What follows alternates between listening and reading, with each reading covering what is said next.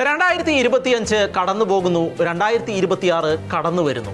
ഇങ്ങനെ വളരെ ലളിതമായി പറഞ്ഞു തീർക്കാമെങ്കിലും മുന്നോട്ട് നീങ്ങുമ്പോൾ പക്ഷേ കടന്നു വരുന്ന പല ഓർമ്മകളെയും മാറ്റിവെച്ച് നമുക്ക് മുന്നോട്ട് നീങ്ങുവാൻ കഴിയില്ല എന്നുള്ളതാണ് വാസ്തവം. കാരണം നമ്മുടെ ഭാവി കാലത്തിൻ്റെ പന്താവുകളെ വരച്ചു വയ്ക്കപ്പെട്ടത് ഭൂതകാലത്തിൻ്റെ കൈവിരലുകൾ കൊണ്ടാണല്ലോ. അതിനാൽ തന്നെ ചില വിലയിരുത്തലുകളും ഇഴകീറിയുള്ള പരിശോധനകളും വരാൻ പോകുന്ന കാലത്തെക്കുറിച്ചുള്ള ചില ലളിതമായതും സമഗ്രവുമായ ഒരു വീക്ഷണകോൺ നമ്മുടെ ഉള്ളിൽ പരുവപ്പെടുത്തി എടുക്കുവാൻ ഇത് സഹായിക്കുകയും ചെയ്യും. ലോകത്തിൽ ഇനി സംഭവിക്കാൻ പോകുന്ന പല കാര്യങ്ങളെയും വായിച്ചെടുക്കാൻ ഇതുവരെയുള്ള സംഭവങ്ങളെ അപഗ്രഥിക്കുന്നതിലൂടെ നമുക്ക് ഒരു പരിധിവരെ സാധിക്കുകയും ചെയ്യും.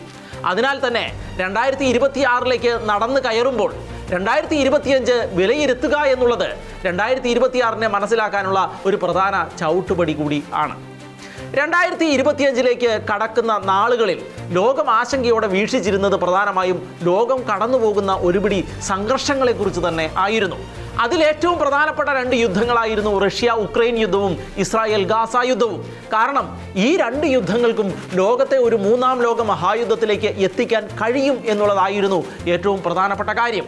ഇതിൽ ഏറ്റവും സംഘർഷഭരിതമായി നിന്നിരുന്നത് റഷ്യ ഉക്രൈൻ യുദ്ധം തന്നെ ആയിരുന്നു. റഷ്യയും നാറ്റോ രാജ്യങ്ങളും തമ്മിൽ ഉടൻ ഏറ്റുമുട്ടൽ ഉണ്ടായേക്കാമെന്നും ഏത് നിമിഷവും ആണവായുധ ആക്രമണങ്ങൾ ഉണ്ടായേക്കാമെന്നും ഉള്ള ഒരു സാഹചര്യത്തിൽ ആയിരുന്നു അമേരിക്കൻ പ്രസിഡന്റായി റിപ്പബ്ലിക്കൻ പാർട്ടിക്കാരനായ ഡൊണാൾഡ് ട്രംപ് അമേരിക്കൻ പ്രസിഡന്റായി അധികാരമേറ്റെടുത്തത്. അതിനാൽ പിന്നീട് 2025 മുഴുവൻ മറ്റു പല പ്രധാനപ്പെട്ട സംഭവങ്ങൾ ഉണ്ടായി എന്നുണ്ടെങ്കിലും ട്രംപിൻ്റെ അഴിഞ്ഞാട്ടം തന്നെയായിരുന്നു അതിൽ ഏറ്റവും പ്രധാനപ്പെട്ടത്. അമേരിക്കൻ പ്രസിഡന്റായി ചുമതലയേറ്റ ട്രംപ് അക്ഷരാർത്ഥത്തിൽ പണ്ടത്തെ റോമ ചക്രവർത്തിമാരെ അനുസ്മരിപ്പിക്കുന്ന വിധത്തിൽ ലോകം മുഴുവനും ഭരിക്കുന്നത് താനാണ് എന്ന രീതിയിലാണ് ഇന്നുവരെ മുന്നോട്ട് പോയിക്കൊണ്ടിരിക്കുന്നത് എന്ന പ്രതീതിയാണ് അദ്ദേഹത്തിൻ്റെ പ്രവർത്തനങ്ങളിൽ നിന്നും നമുക്കെല്ലാവർക്കും മനസ്സിലാക്കാൻ കഴിയുന്നത്.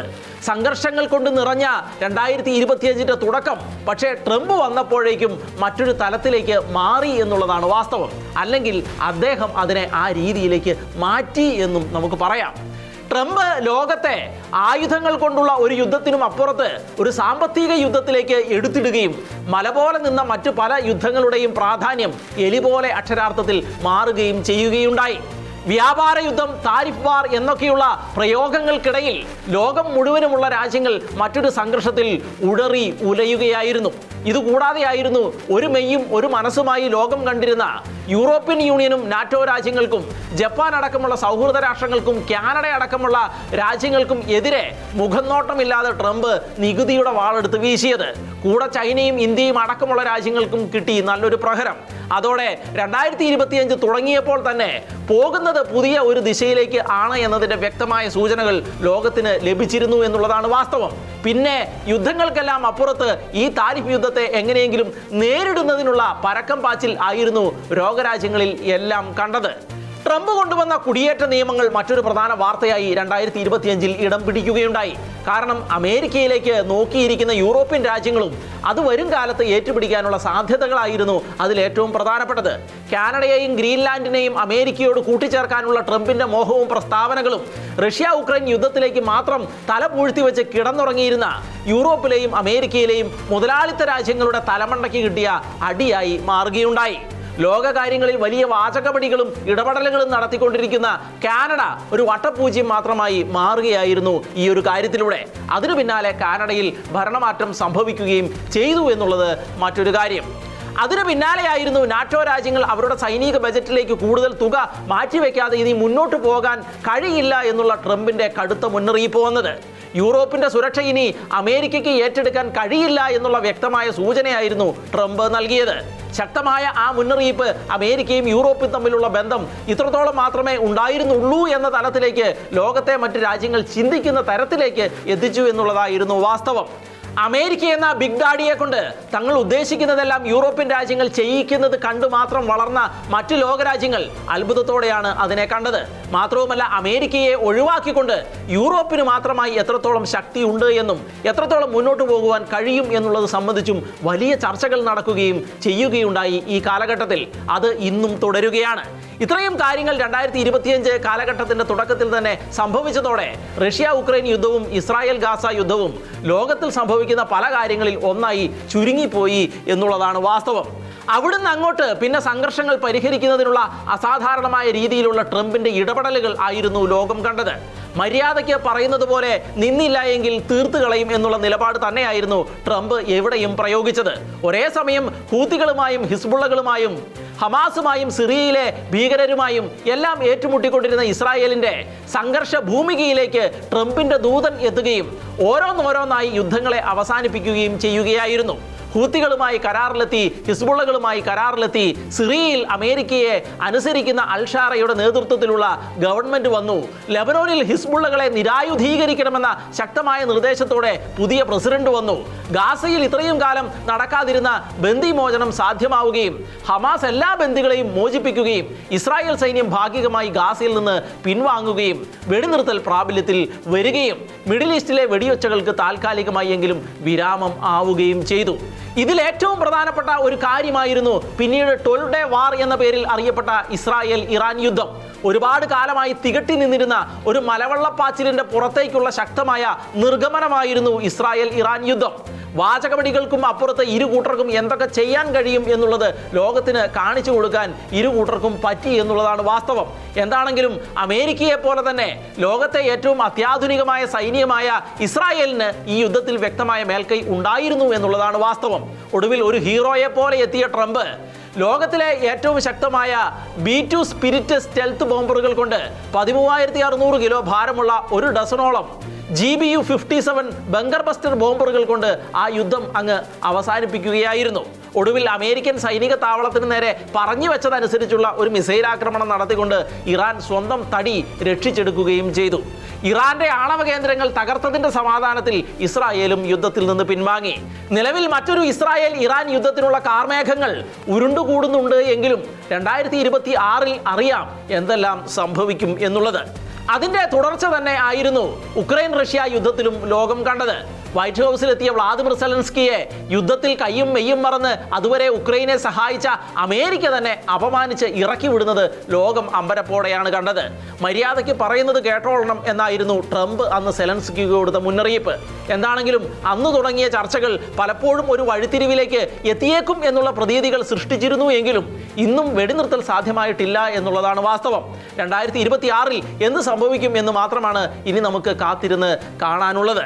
2025 കണ്ട മറ്റൊരു വലിയ സംഘർഷമായിരുന്നു ലോകത്തെ പ്രധാനമായ 2 ആണവ രാജ്യങ്ങളായ ഇന്ത്യയും പാകിസ്ഥാനും തമ്മിൽ നടന്ന യുദ്ധം. ഇന്ത്യയിലെ പഹൽഗാം പ്രദേശത്തേക്ക് പാകിസ്ഥാൻ സ്പോൺസേഡായ ഇസ്ലാമിക തീവ്രവാദികൾ എത്തുകയും ആളുകളെ നിരത്തി നിർത്തി അവരുടെ മതം ഏതാണെന്ന് ചോദിച്ച് കൊലപ്പെടുത്തുകയും ചെയ്തതായിരുന്നു യുദ്ധത്തിന്റെ കാരണം. വലിയ ആക്രമണങ്ങളായിരുന്നു ഇരു വിഭാഗങ്ങളും തമ്മിൽ നടന്നത്. എങ്കിലും ആക്രമണങ്ങളിൽ വലിയ മുൻതൂക്കം ഇന്ത്യക്ക് തന്നെ ഉണ്ടായിരുന്നു എന്നുള്ളതാണ് വാസ്തവം. എന്താണെങ്കിലും വളരെ പെട്ടെന്ന് തന്നെ ഇടപെടലുകൾ നടക്കുകയും യുദ്ധം അവസാനിപ്പിക്കുകയും ചെയ്തു. ഡൊണാൾഡ് ട്രംപ് താനാണ് യുദ്ധം അവസാനിപ്പിച്ചത് എന്ന് ആവർത്തിച്ചു പറഞ്ഞുവെങ്കിലും ഇന്ത്യ അത് സമ്മതിച്ചു കൊടുക്കാൻ തയ്യാറായില്ല എന്നാണ് പ്രസ്താവനകളിലൂടെ നമുക്ക് മനസ്സിലാക്കാൻ കഴിഞ്ഞത്. പിന്നീടുണ്ടായ തായ്ലൻഡ് കംബോഡിയ സംഘർഷവും അർമേനിയ അസർബൈജാൻ സംഘർഷവും മറ്റും ഡൊണാൾഡ് ട്രംപ് ഇടപെട്ട് അവസാനിപ്പിച്ചു എന്നുള്ളത് 2025 പ്രധാന സംഭവങ്ങൾ തന്നെയായിരുന്നു. ഇതിൽ തായ്വാൻ കംബോഡിയ സംഘർഷം ഇപ്പോഴും തുടരുകയാണ്. ചർച്ചകൾ നടക്കുന്നുണ്ട് എങ്കിലും 2026 ഇത് ഏത് വഴിക്ക് തീരും എന്നുള്ളത് നമ്മൾ കാത്തിരുന്ന് കാണേണ്ടത് തന്നെയാണ്. എന്നാൽ 2025 അമേരിക്ക തുടങ്ങി വെച്ച സംഘർഷമാണ് ലാറ്റിൻ അമേരിക്കൻ രാജ്യമായ വെനിസ്വേലയുമായി ഉള്ളത്. നിലവിൽ ഏത് നിമിഷവും യുദ്ധത്തിലേക്ക് എന്നുള്ള അവസ്ഥയിലൂടെയാണ് ഈ മേഖല ഇപ്പോൾ കടന്നു പോകുന്നത്. വലിയ സൈനിക വിന്യാസമാണ് അമേരിക്ക ഈ മേഖലയിൽ നടത്തിക്കൊണ്ടിരിക്കുന്നത്. അമേരിക്കൻ ആക്രമണം ഉണ്ടായാൽ പ്രതിരോധിക്കുന്നതിനായി വെനിസ്വേലയും വലിയ സൈനിക നീക്കങ്ങൾ നടത്തുന്നു എന്നുള്ളതാണ് ഇവിടെ നിന്നും നമുക്ക് മനസ്സിലാക്കാൻ കഴിയുന്നത്. ലോകത്തെ ഏറ്റവും വലിയ എണ്ണസമ്പന്നമായ രാജ്യമായ വെനിസ്വേലയിൽ ഒരു ഭരണമാറ്റമാണ് അമേരിക്ക ആഗ്രഹിക്കുന്നത്. അമേരിക്ക അത് പരസ്യമായി പറയുകയും ചെയ്യുന്നു. അതിനാൽ തന്നെ 2026 മറ്റൊരു പുതിയ യുദ്ധത്തിന് സാക്ഷ്യം വഹിക്കേണ്ടി വരുമോ എന്ന് ഉറ്റുനോക്കുകയാണ് ലോകം. അതുപോലെ തന്നെയാണ് ചൈന തായ്വാൻ സംഘർഷവും. 2024 എങ്ങനെയായിരുന്നോ അതിന് സമാനമായ രീതിയിൽ തന്നെ 2025 തുടർന്നു എന്നുള്ളതാണ് വാസ്തവം. നിരവധി സൈനിക അഭ്യാസ പ്രകടനങ്ങൾ ചൈന ഈ മേഖലയിൽ നടത്തുന്നുണ്ട്. തായ്വാൻ ശക്തമായ പ്രതിരോധവും തീർത്തിരിക്കുകയാണ്. എന്ന് വെച്ചാൽ 2026 ഈ മേഖലയെ സംബന്ധിച്ച് ഒരു പുതിയ സംഘർഷ മേഖല ഉണ്ടാകാനുള്ള സാധ്യതയുണ്ട് എന്ന് ചുരുക്കം. അങ്ങനെ സംഭവിച്ചാൽ അത് ഒരു മൂന്നാം ലോക മഹായുദ്ധം ആയി മാറാനുള്ള സാധ്യതയും ഉണ്ട് എന്നുള്ളതും ഇതിൻ്റെ പിന്നാലെ നമ്മൾ പറഞ്ഞു വെക്കപ്പെടേണ്ടതാണ്. ഇതുകൂടാതെയാണ് യൂറോപ്പിലെ തീവ്ര വലതുപക്ഷ പാർട്ടികളുടെ ഉയർത്തെഴുന്നേൽപ്പും കൂടി വരുന്ന കുടിയേറ്റ വിരുദ്ധ മനോഭാവങ്ങളും. അതിനെല്ലാം അപ്പുറത്ത് യൂറോപ്പ് സൈനികമായി ചില മുന്നൊരുക്കങ്ങൾ നടത്തിക്കൊണ്ടിരിക്കുകയുമാണ്. അധികം താമസിക്കാതെ റഷ്യയുമായി ഒരു യുദ്ധത്തിൽ ഏർപ്പെടേണ്ടി വരും എന്ന് തന്നെയാണ് യൂറോപ്യൻ രാജ്യങ്ങൾ കണക്കുകൂട്ടുന്നത്. വലിയ ആയുധ നിർമ്മാണങ്ങളും സൈന്യത്തിലേക്ക് ആളുകളെ ചേർക്കലുകളും നടക്കുന്നുണ്ട്. നിർബന്ധിത സൈനിക സേവനം പല രാജ്യങ്ങളും തിരികെ കൊണ്ടുവരാൻ ഉദ്ദേശിക്കുന്നുമുണ്ട്. എന്ത് സംഭവിക്കും എന്നുള്ളത് 2026 നമുക്ക് നോക്കാം എന്ന് മാത്രമേ ഇപ്പോൾ പറയുവാൻ കഴിയുകയുള്ളൂ. ഇനി ചരിത്രം 2025 ഓർത്തു വയ്ക്കുന്ന ഏറ്റവും പ്രധാനപ്പെട്ട സംഭവം എന്താണ് എന്ന് ചോദിച്ചാൽ അതിനുള്ള മറുപടി ആയി ഒറ്റ ഉത്തരമേ ഉള്ളൂ. അത് പോപ്പ് ഫ്രാൻസിസിന്റെ മരണവും തുടർന്ന് ലയോ 14 പാപ്പ പുതിയ പോപ്പായി സ്ഥാനം ഏറ്റെടുത്തതുമാണ്. ലോകത്തിന്റെ രാഷ്ട്രീയ, സാമൂഹിക, സാംസ്കാരിക ഭൂമികയിൽ ഏറ്റവും പ്രധാന പങ്ക് എല്ലാ കാലഘട്ടങ്ങളിലും വഹിക്കുന്നവർ ആരാണ് എന്ന് ചോദിച്ചാൽ അത് ആഗോള കത്തോലിക്ക സഭയുടെ തലവനായ പോപ്പ് തന്നെയാണ് എന്നുള്ളതാണ് ഏറ്റവും പ്രധാനപ്പെട്ട ഉത്തരം എന്ന് പറയുന്നത്. അതുകൊണ്ട് ലോകം മുഴുവൻ ആകാംക്ഷയോടെ ഉറ്റുനോക്കിയതായിരുന്നു ആരായിരിക്കും അടുത്ത പോപ്പായി വരിക എന്നുള്ളത്. അതിനാൽ തന്നെ പുതിയ പോപ്പ് പ്രത്യേകിച്ച് അമേരിക്കയിൽ നിന്ന് വന്നപ്പോൾ അതിനെ ലോകം വലിയ പ്രതീക്ഷയോടെ തന്നെയാണ് ഉറ്റുനോക്കുന്നത്. പുതിയ പോപ്പ് ഏറ്റവും ആദ്യം തൻ്റെ അപ്പസ്തോലിക സന്ദർശനത്തിനായി തുർക്കിയും സംഘർഷമുഖരിതമായ ലബനോനും തിരഞ്ഞെടുത്തതും ലോകമാധ്യമങ്ങളിൽ വലിയ വാർത്തകൾ തന്നെ ആയിരുന്നു. ലോകം ഈ കാലഘട്ടത്തിൽ ഏറ്റവും കൂടുതൽ ശ്രദ്ധിക്കുകയും ചർച്ച ചെയ്യുകയും ചെയ്ത രണ്ട് പ്രധാന കാര്യങ്ങൾ കൂടി പറയാതെ 2025 വിട പറയാൻ നമുക്ക് കഴിയുകയില്ല. അതിൽ ഒന്നാമത്തേത് ആർട്ടിഫിഷ്യൽ ഇൻ്റലിജൻസ് ആയിരുന്നു. ആർട്ടിഫിഷ്യൽ ഇൻ്റലിജൻസിനെ കുറിച്ചുള്ള ചർച്ചകളും അത് സ്വായത്തമാക്കാനുള്ള വിവിധ രാജ്യങ്ങളുടെ നടപടികളും കൊണ്ട് കലാപകലുഷിതമായിരുന്നു അക്ഷരാർത്ഥത്തിൽ 2025 എന്ന് പറയുന്നത്. ചൈനയുടെ ഡീപ് സീ അടക്കം ഈ കാലഘട്ടത്തിൽ വലിയ ചലനങ്ങൾ സൃഷ്ടിക്കുകയുണ്ടായി. പല ജോലി മേഖലകളെയും ഇപ്പോൾ തന്നെ ആർട്ടിഫിഷ്യൽ ഇൻ്റലിജൻസ് ബാധിച്ചു തുടങ്ങിയിരിക്കുന്നു. 2026 ഈ മേഖലയിൽ ഒരു വ്യക്തമായ രൂപരേഖ നമുക്ക് മുന്നിൽ വരച്ചിടും എന്ന് തന്നെ നമുക്ക് പ്രത്യാശിക്കാം. രണ്ടാമത്തെ കാര്യം റെയർ എർത്ത് മിനറൽസ് എന്ന കുറച്ച് മിനറൽസിനെ കുറിച്ച് നടന്ന വ്യാപകമായ ചർച്ചയായിരുന്നു. അമേരിക്ക ഏർപ്പെടുത്തിയ നികുതികൾക്കെതിരെ ചൈന റെയർ എർത്ത് മിനറൽസിന്റെ കയറ്റുമതി നിർത്തിക്കൊണ്ട് പ്രതികരിച്ചതായിരുന്നു ഇത് ചർച്ച ചെയ്യപ്പെടാനുണ്ടായ ഏറ്റവും പ്രധാനപ്പെട്ട സംഭവം. ചൈനയ്ക്ക് ഈ മേഖലയിലുള്ള അപ്രമാദിത്വവും പുതിയ സാങ്കേതിക മേഖലയ്ക്ക് ഇതുകൊണ്ടുള്ള പ്രാധാന്യവും വ്യാപകമായി ചർച്ച ചെയ്യപ്പെടുകയുണ്ടായി. അമേരിക്ക ഇത് സംബന്ധിച്ചുള്ള കരാറുകൾക്കായി ഉക്രൈൻ അടക്കമുള്ള രാജ്യങ്ങളെ സമീപിക്കുന്നതും ലോകം കാണുകയുണ്ടായി.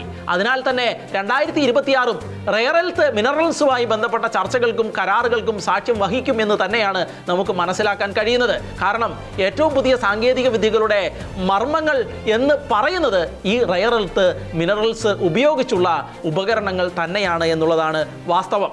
മുൻപ് 2025 കയറിയപ്പോൾ നമ്മൾ ചർച്ച ചെയ്തിരുന്നു ലോക സാമ്പത്തിക രംഗത്തെ ചൂടുന്നു നിൽക്കുന്ന സാമ്പത്തിക മാന്ദ്യത്തെക്കുറിച്ചുള്ള പേടി ഈ വർഷം ഉണ്ടാകുമോ എന്ന്.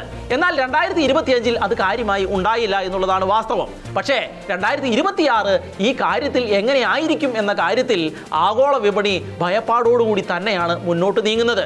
ഒരു പക്ഷേ 2026 ഒരു സാമ്പത്തിക മാന്ദ്യത്തിലേക്ക് ലോകം കൂപ്പുകുത്താൻ സാധ്യതയുണ്ടോ എന്ന് ചോദിച്ചാൽ എന്തും സംഭവിക്കാം എന്ന് മാത്രമേ നമുക്ക് പറഞ്ഞു വയ്ക്കുവാൻ കഴിയുകയുള്ളൂ. മറ്റൊന്ന്, കാലാവസ്ഥാ വ്യതിയാനത്തിന്റെ അർബുദം ബാധിച്ച് മുന്നോട്ട് നീങ്ങുന്ന ലോകത്തിൽ 2025 പ്രകൃതി ദുരന്തങ്ങളുടേത് തന്നെ ആയിരുന്നു എന്നുള്ളതാണ്. ഇതിൽ ഏറ്റവും പ്രധാനപ്പെട്ടതായിരുന്നു അമേരിക്കയിലെ ലോസ് ആഞ്ചൽസിൽ ഉണ്ടായ തീപിടുത്തം. 31 പേരുടെ മരണമാണ് റിപ്പോർട്ട് ചെയ്യപ്പെട്ടത്. എങ്കിലും ഇതുമായി ബന്ധപ്പെട്ടുള്ള 400ഓളം മരണങ്ങൾ പിന്നീട് റിപ്പോർട്ട് ചെയ്യപ്പെടുകയുണ്ടായി. $60 ബില്യൺ നാശനഷ്ടങ്ങളാണ് ഇത് ഉണ്ടാക്കിയത് എന്നാണ് കണക്കുകൾ വ്യക്തമാക്കുന്നത്. ഇന്തോനേഷ്യയും മലേഷ്യയും അടക്കമുള്ള മേഖലകളിൽ നവംബറിലുണ്ടായ മഴയും വെള്ളപ്പൊക്കവും നിരവധി ജീവനുകൾ അപഹരിക്കുകയുണ്ടായി. ഇതുകൂടാതെ ചൈനയിലും ഇന്ത്യയിലും പാകിസ്ഥാനിലും അമേരിക്കയിലെ ടെക്സാസിലും അതുപോലെ മിഡിൽ ഈസ്റ്റിലുമെല്ലാം മഴയും വെള്ളപ്പൊക്കങ്ങളും ദുരന്തങ്ങൾ വിധിക്കുകയുണ്ടായി. ഇതുകൂടാതെ കരീബിയൻ മേഖലയിൽ ആഞ്ഞടിച്ച മെലീസ ചുഴലിക്കാറ്റ് വലിയ നാശനഷ്ടങ്ങൾക്ക് കാരണമായി. നിരവധി പേരുടെ ജീവനുകൾ എടുത്തു.